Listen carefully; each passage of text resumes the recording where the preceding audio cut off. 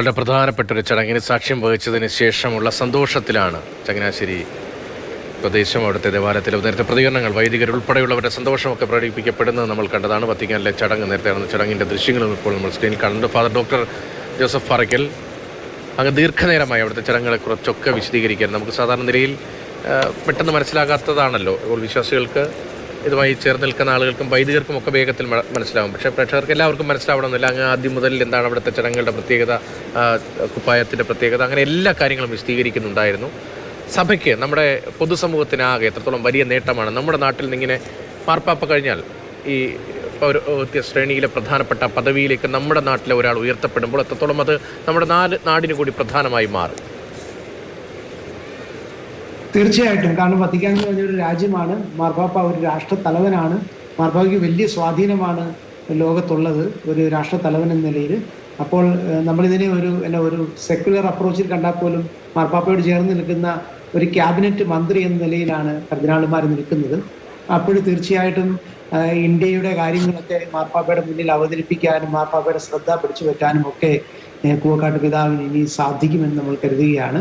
ഇന്ത്യക്ക്, ഭാരതത്തിന് നൽകിയ വലിയ അംഗീകാരമാണ്. ഇന്ത്യയിൽ നിന്ന് ഇപ്പോൾ 6 കർദിനാൾമാരാണുള്ളത്. അതിൽ 3 പേരും കേരളത്തിൽ നിന്നുള്ളതാണ് എന്നുള്ളത് നമുക്ക് വലിയ അഭിമാനം തരുന്നു. അപ്പം കേരളത്തിൻ്റെ ശബ്ദമാണ് അവിടെ കേൾക്കപ്പെടുക എപ്പോഴും. മലയാളിയായ 6ാമത്തെ കർദിനാൾ കൂടിയാണ്.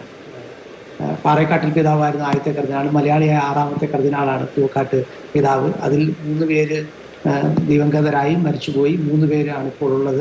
ഒന്ന് നമുക്കറിയാം ക്ലീമീസ് പിതാവാണ്, 2ാമത്തത് ആലഞ്ചേരി പിതാവ്, ഇപ്പോഴുള്ള നമ്മുടെ കൂവക്കാട്ട് പിതാവ്. ഇങ്ങനെയുള്ള 3 പേരാണ്. അപ്പോൾ നമുക്ക് അഭിമാനിക്കാം, സന്തോഷിക്കാം. വത്തിക്കാനിലും മലയാളിയുടെ സ്വരം അത് ഉയർന്നു കേൾക്കട്ടെ എന്ന് നമുക്ക് ഈ അവസരത്തിൽ അഭിമാനത്തോടുകൂടി പറയുവാൻ സാധിക്കും.